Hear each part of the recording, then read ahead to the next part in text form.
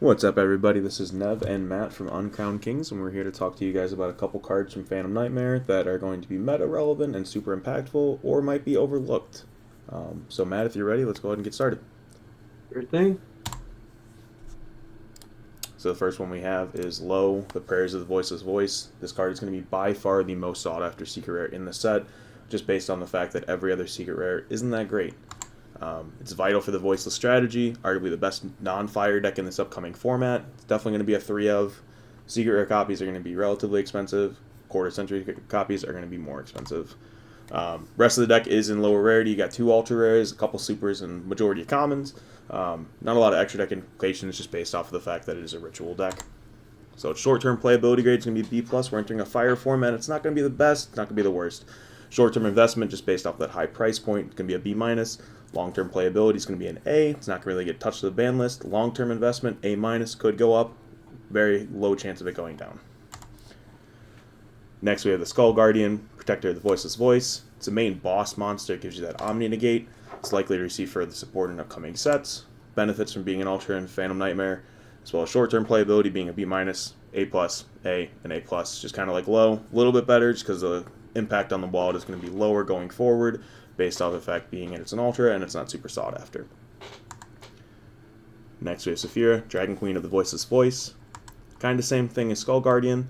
Going to be less sought after, just based off the fact that it is not that main boss monster, but it's probably going to have that same similar price point around $10 to $15 starting out. Now I'm going to tag in Matt because this next step is going to be Cyberse monsters, and that's kind of where his key is. So Matt, go ahead and take it away. Sure thing. So yeah, next we have EMP Meowline. This is kind of a versatile tech card that kind of could exist in a lot of decks in this format and in future formats to come. But it's in that ultra rare slot, outshined by Poplar and Princess. So it's not going to be the most expensive ultra rare in the set, but definitely provides a lot of support for some lower tier decks. So you got like Sprite support with this card. You can tag into it with Sprite Sprint or Gigantic Sprite.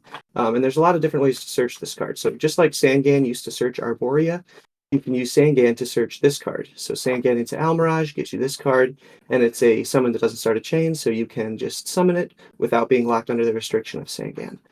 Um, Other decks that benefit from this are Cyberse decks in general, and obviously it has direct synergy with IP Masquerena and SP Little Knight, being that those cards will trigger this card's graveyard effect whenever you need it to.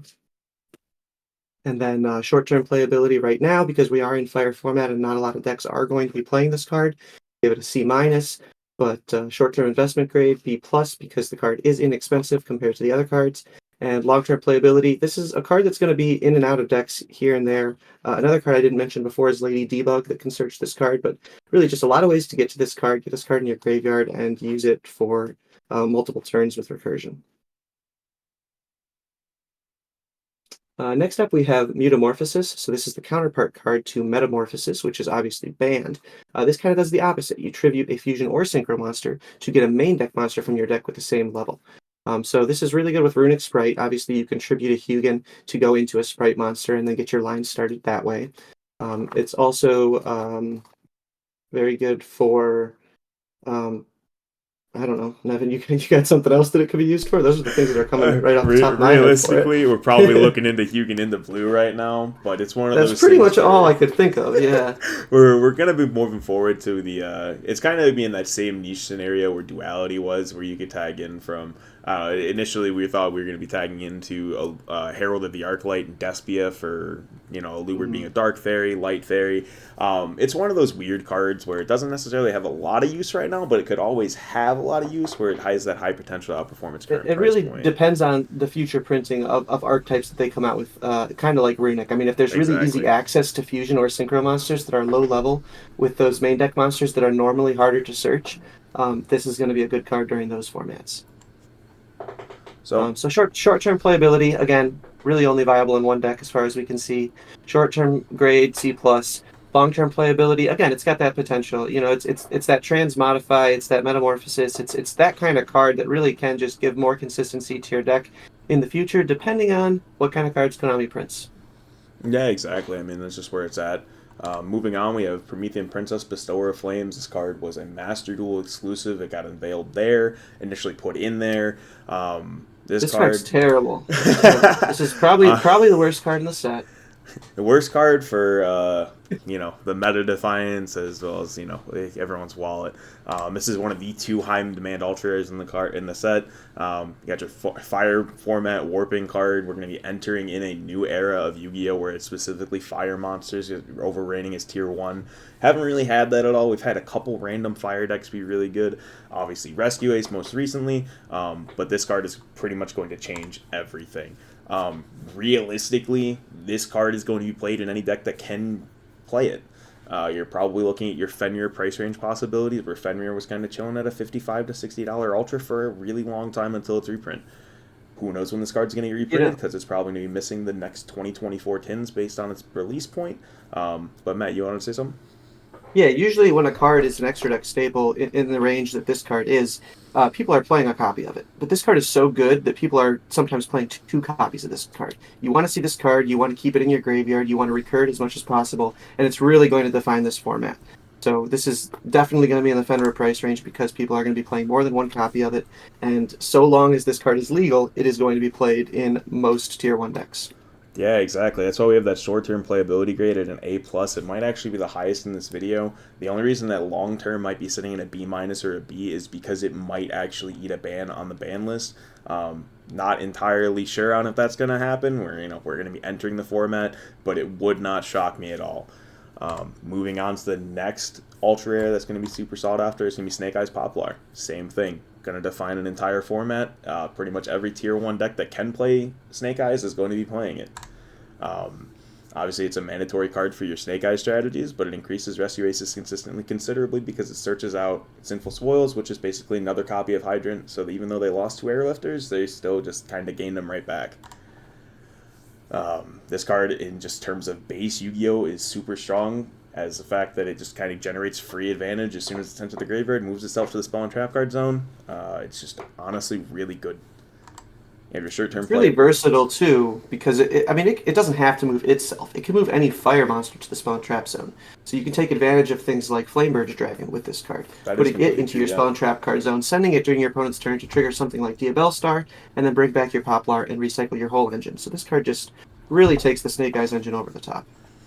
And the only reason we have that long-term playability grade as a B minus, which is investment versus a B, this card specifically probably will not be hit on that ban list. However, your cards like Bonfire, Original Sinful Spoils, your Diabell Star engine with Wanted, they might see a couple slaps on the wrist. I think Poplar by itself is a safe investment, but realistically, with its price point being so high, how much higher can it really go?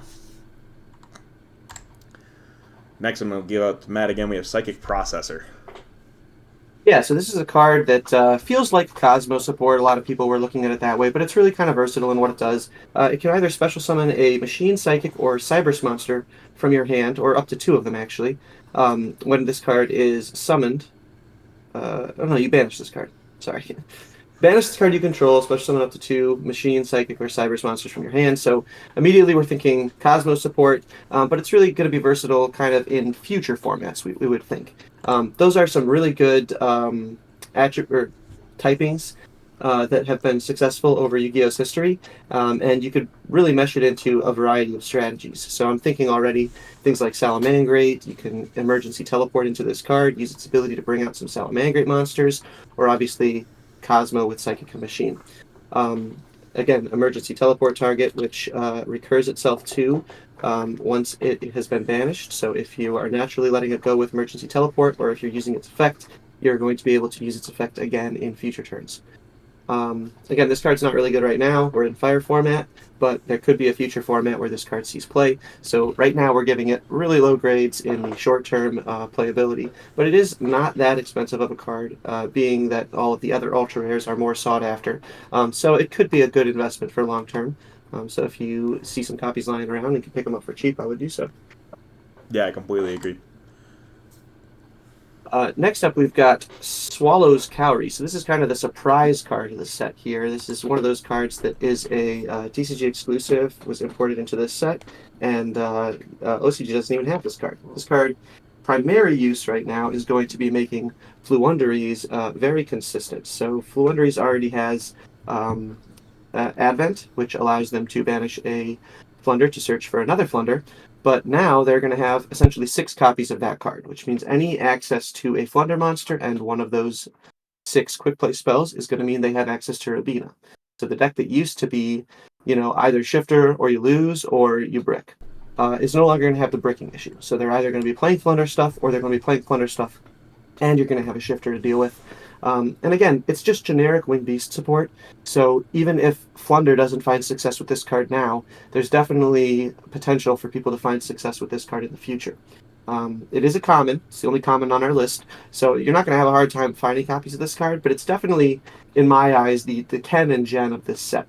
If you see piles of cards sitting around on the regional tables, pick through them for this card. I feel like this is going to be a $1, $2 card sometime in the future.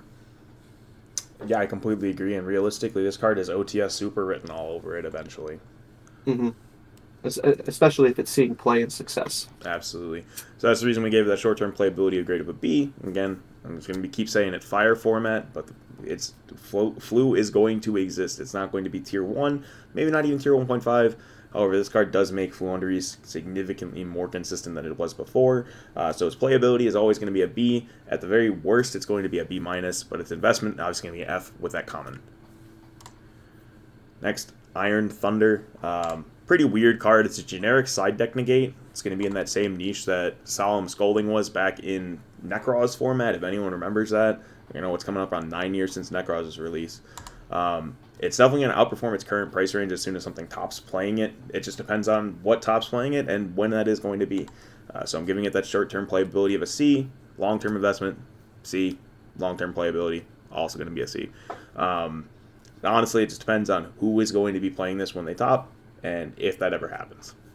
I'm going to toss it back over to Matt because these cards are his bread and butter. Yeah, so obviously the Ashen cards were revealed by Konami in kind of dramatic fashion, their first kind of cinematic archetype reveal.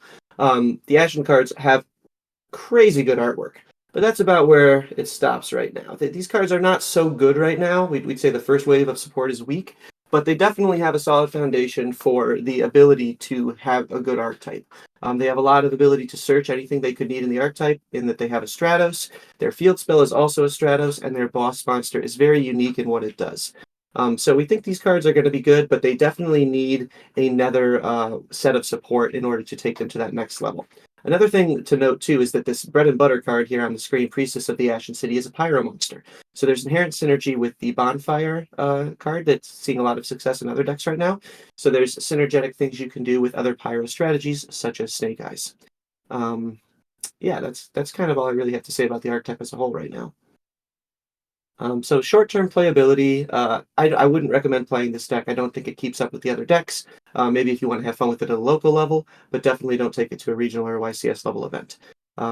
I would definitely recommend picking up these cards because if the next wave of support is good, you're definitely going to see these cards go up from the previous set more so than the new cards even. So I would invest in these cards now because their long-term playability and long-term investment is much better than their current viability. Yeah, I honestly couldn't agree more. It's the reason we gave that long-term investment of an A. It really depends on what Konami prints out with this. Unfortunately, we have no idea and no real way of finding out until the next set, which is obviously not going to be until May. But however, TCG exclusives do get 2 waves of support. They get their first wave in their initial set and then a set after, and that's usually always guaranteed. So at the very least, we are getting more support. It just depends on how good it is. And then the last card we want to talk about is Vados, the Eruption Dragon of Extinction. Yeah, so this is a hand trap-esque card that kind of functions outside of the Ashen strategy. So we have this and the Ashen both on the slides because we want to talk about this card separately outside of the Ashen deck. This card can pop it can pop any field spell, but usually you're going to be using it to pop your opponent's field spell as a quick effect, sometimes even during their turn. And then this puts itself onto your opponent's field, and if it is cleared, it becomes a board wipe. So there's 2 uses for this card as a hand trap in that aspect. Doing something like wiping your opponent's runic field spell when they don't have Hugin on the field, or wiping your opponent's Fire King Island when they don't have Sanctuary on the field is going to be hugely impactful. And then doing other things like dropping this card to wipe a field spell, and then maybe later in the turn activating Nibiru. Well, if you Nibiru the board, and then you can trigger this card, they no longer even have the Nibiru token. So there's a lot of cute things you can do with this, and a lot of decks that it's just really kind of a blowout card against, especially Kashtira. I mean, you're clearing their field spell, you're putting a monster on their board, so you're effectively turning off their entire archetype. We were saying earlier, if this card had existed in Kashtira format, it probably would have been played. Maybe even another deck might have risen up to pass Kashtira for that number one spot. But short-term playability wise, we'll give it a C plus. We think there are better hand traps you can be playing right now, but this is still kind of something you should be considering. If Fire King Island didn't have Sanctuary to protect itself, if the Runic Fountain didn't have Hugin to protect itself, maybe this card would see a little bit of play. But right now, the field spells are kind of a little bit too secure. I think this is definitely a card to keep on the radar for future decks that function off of field spells, and definitely something to pick up if you have the opportunity to do so. Yeah, absolutely. And we gave it that long-term investment grade of an A. Just the fact that it is an Ashen card, so it is getting that more support. We're just not sure, again, what it is going to be. But honestly, this artwork is too good for it to be bad. That's, realistically all I Mm-hmm. have. But this was Yep. the last card I wanted to talk about, and these were some of the cards that we felt that were undervalued or underappreciated going into this next set. Obviously, Princess and Poplar kind of don't really have a spot on this list, but they're just kind of big, heavy hitters that unfortunately people are going to buy boxes for. Matt, you got anything else you want to say before we go? No, not too much. I'm excited to play this format and go into Fire format. Yeah, exactly. We're just looking forward to it. But this has been Nev and Matt from Uncrowned Kings. Thanks so much for watching. Peace out.